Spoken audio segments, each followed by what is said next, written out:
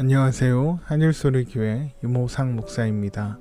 2021년 4월 23일 금요일 오늘의 말씀 시작하겠습니다. 오늘 나눌 말씀은 누가복음 24장 1절에서 12절의 말씀입니다. 안식 후 첫날 새벽에 이 여자들이 그 준비한 향품을 가지고 무덤에 가서 돌이 무덤에서 굴려 옮겨진 것을 보고 들어가니 주 예수의 시체가 보이지 아니하더라.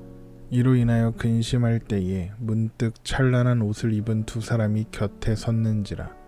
여자들이 두려워 얼굴을 땅에 대니 두 사람이 이르되 어찌하여 살아있는 자를 죽은 자 가운데서 찾느냐. 여기 계시지 않고 살아나셨느니라.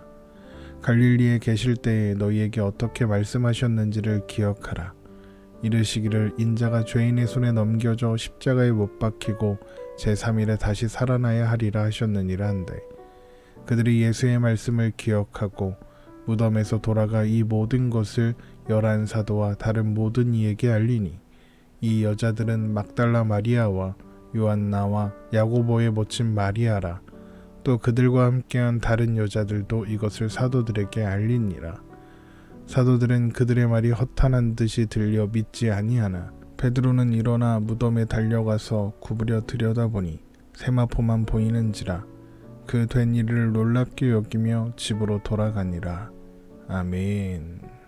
아리마대 요셉은 예수님과 함께 갈릴리로부터 왔던 여인들과 함께 안식일이 다가오고 있어 급하게 예수님의 시신을 세마포로 싸서 무덤에 장사해야 했습니다.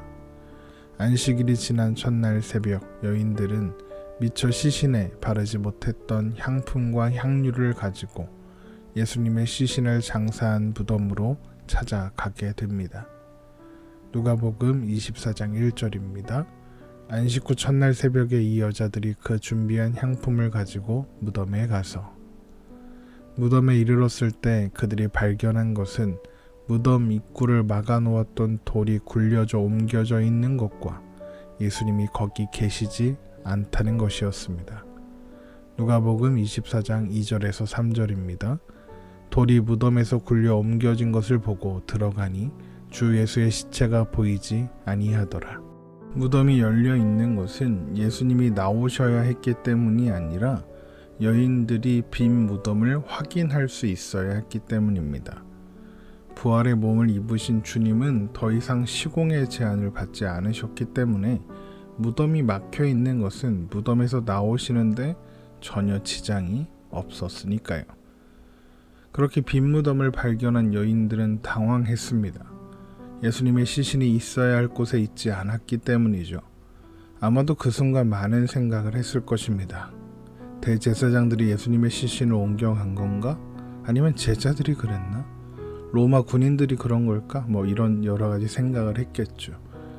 빈 무덤을 발견한 그 순간에도 여인들은 빈 무덤의 의미를 이해하지 못하고 있었던 것입니다. 그렇게 여인들이 빈 무덤 앞에서 근심하고 있을 때 찬란한 옷을 입은 두 사람, 그러니까 천사들이 나타납니다. 누가복음 24장 4절입니다. 이로 인하여 근심할 때에 문득 찬란한 옷을 입은 두 사람이 곁에 섰는지라. 천사들을 발견한 여인들이 두려워하며 땅에 엎드릴 때 천사들은 어찌하여 살아있는 자를 죽은 자 가운데서 찾느냐고 하면서 예수님께서 이미 살아나셨으며 예수님께서 이미 그럴 것이라고 하신 말씀을 기억해보라 이야기합니다. 누가복음 24장 5절에서 7절입니다. 여자들이 두려워 얼굴을 땅에 대니 두 사람이 이르되 어찌하여 살아있는 자를 죽은 자 가운데서 찾느냐. 여기 계시지 않고 살아나셨느니라. 갈릴리에 계실 때에 너희에게 어떻게 말씀하셨는지를 기억하라. 이르시기를 인자가 죄인의 손에 넘겨져 십자가에 못 박히고 제3일에 다시 살아나야 하리라 하셨느니라 한데, 예수님은 예루살렘으로 향하는 여정을 시작하시면서부터 제자들에게 이미 말씀하셨죠. 누가복음 9장 22절입니다. 이르시되 인자가 많은 고난을 받고 장로들과 대제사장들과 서기관들에게 버림받아 죽임을 당하고 제3일에 살아나야 하리라 하시고, 또 주님은 누가복음 18장에서 예루살렘 입성을 얼마 앞두지 않았을 때도 한 번 더 말씀하셨습니다. 누가복음 18장 32절에서 33절입니다. 인자가 이방인들에게 넘겨져 희롱을 당하고 능욕을 당하고 침뱉음을 당하겠으며 그들은 채찍질하고 그를 죽일 것이나 그는 3일 만에 살아나리라 하시되. 그렇기 때문에 예수님의 제자들은 사실 예수님의 부활을 예상하고 있었어야 했습니다. 그러나 그런 예상을 하고 있는 사람은 아무도 없었던 것 같죠. 제자들이 그런 예상을 하지 못했던 것은 예수님께서 죽으실 리 없다고 생각했기 때문일 것입니다. 그들은 예수님께서 왕으로 예루살렘에 입성하셔서 물리적으로 새로운 나라를 세우실 것이라고 기대했습니다. 그래서 예루살렘 입성을 앞두고 제자들이 서로 누가 더 높은 자리에 앉을 것인가를 놓고 다투기까지 했었던 것입니다. 그래서 제자들은 이런 예수님의 말씀을 귀담아 듣지 않았을 뿐만 아니라 이 말씀이 실제로 일어날 일이 아니라 비유적이고 상징적인 그런 이야기다 이렇게 생각했을 것입니다. 그들은 예수님께서 세우시는 나라의 시작이 십자가로 말미암아 모든 믿는 자의 속을 바꾸는 것으로부터 시작된다는 것을 이해하지 못했던 것입니다. 그래서 부활의 소식을 전하는 천사들은 제일 먼저 예수님께서 하셨던 말씀을 기억해보라 라고 이야기했던 것이죠. 이런 천사들의 말을 들은 여인들은 예수님께서 하셨던 말씀들을 떠올렸고 무덤에서 돌아가 11사도와 다른 제자들에게 이 소식을 알렸습니다. 그렇게 예수님의 부활의 첫 번째 증인들로 막달라 마리아와 요난나 그리고 야고보의 모친 마리아를 비롯한 여인들이 세워지게 된 것이죠. 누가복음 24장 8절에서 10절입니다.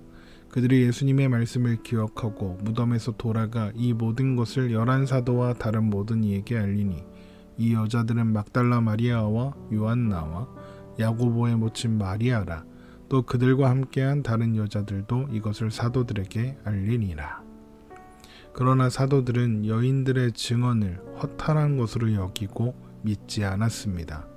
누가복음 24장 11절입니다. 사도들은 그들의 말이 허탄한 듯 들려 믿지 아니하나. 물론 사도들 중에 베드로가 혹시나 하는 마음으로 무덤으로 달려가고 그리고 빈 무덤을 확인하며 놀랍게 여기는 일은 있었습니다. 그러나 그 또한 예수님께서 부활하셨음을 믿지는 못했고 그리고 그냥 집으로 돌아간 것이죠. 누가복음 24장 12절입니다. 베드로는 일어나 무덤에 달려가서 구부려 들여다보니 세마포만 보이는지라 그 된 일을 놀랍게 여기며 집으로 돌아가니라. 요한복음에 따르면 사도 요한 또한 베드로와 함께 빈 무덤을 확인했다고 기록하고 있습니다. 요한복음 20장 3절에서 8절의 말씀입니다. 베드로와 그 다른 제자가 나가서 무덤으로 갈새. 여기서 그 다른 제자가 사도 요한입니다. 계속 보겠습니다. 요한복음 20장 4절입니다. 둘이 같이 다름질하더니 그 다른 제자가 베드로보다 더 빨리 달려가서 먼저 무덤에 이르러 구부려 세마포 놓인 것을 보았으나 들어가지는 아니하였더니 시몬 베드로는 따라와서 무덤에 들어가 보니 세마포가 놓였고 또 머리를 쌌던 수건은 세마포와 함께 놓이지 않고 딴 곳에 쌌던 대로 놓여 있더라. 그때 이에 무덤에 먼저 갔던 그 다른 제자도 들어가 보고 믿더라. 그러나 베드로와 요한이 믿은 것은 무덤이 비어 있다 이것이었습니다.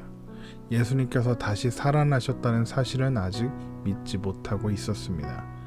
요한복음 20장 9절입니다. 그들은 성경에 그가 죽은 자 가운데서 다시 살아나야 하리라 하신 말씀을 아직 알지 못하더라. 빈 무덤이 이미 그 자체로 예수님께서 부활하셨음을 증언하고 있었지만 천사들로부터 부활의 확인을 받은 여인들 또한 예수님의 부활을 증언했지만 베드로와 요한은 직접 빈 무덤을 확인하고도 예수님의 부활을 믿지 못하고 있었습니다. 이런 모습은 예수님의 부활이 사람의 지혜로 믿을 수 있는 일이 아니라는 것을 보여줍니다. 부활하신 주님을 알고 믿는 것은 하나님께서 마음의 눈을 열어주시는 은혜가 있어야 하는 것이기 때문이죠. 그래서 아직 빈 무덤을 보고도 믿지 못했던 제자들을 주님이 직접 찾아가셔서 말씀을 생각나게 하시고 믿지 못했던 자리에서 믿음의 자리로 가게 하시는 겁니다. 그래서 이어지는 말씀이 엠마오로 가는 두 제자를 만나시는 주님, 또 골방에 숨어있던 사도들에게 나타나시는 주님, 그런 이야기가 이어지는 것이죠. 주님은 제자들을 만나시고 그들의 마음을 열어 성경을 깨닫게 하셔서 예수 그리스도의 참된 증인이 되게 하셨습니다. 그리고 그 증인으로서 필요한 모든 것을 성령의 임재로 말미암아 공급받게 하실 것입니다. 그래서 예수의 증인은, 부활의 증인은 믿음의 증인입니다. 사실을 보았다고 해서 증인이 될 수 있는 것이 아니기 때문입니다. 본 것을 바르게 이해하게 되는 은혜, 본 것을 바르게 받아들이는 믿음이 허락된 자만이 증인이 될 수 있는 것입니다. 그래서 승천하시기 전 주님은 제자들에게 내 증인이 되어라 이렇게 말씀하시지 않고 되게 하시겠다라는 의미로 내 증인이 되리라 말씀하셨던 것입니다. 사도행전 1장 8절입니다. 오직 성령이 너희에게 임하시면 너희가 권능을 받고 예루살렘과 온 유대와 사마리아와 땅끝까지 이르러 내 증인이 되리라 하시니라. 우리는 부활을 또 빈 무덤을 직접 목격한 사람들은 아닙니다. 그러나 우리들 또한 부활의 증인, 예수의 증인입니다. 우리가 그렇게 증인이 될 수 있었던 것은 우리에게 허락된 믿음이 그것을 증거하게 하기 때문이죠. 우리는 믿음의 증인으로 세움을 받은 것입니다. 믿음을 허락받은 사람들만이 예수님의 말씀을 기억할 수 있고 전할 수 있는 증인이 되는 것입니다.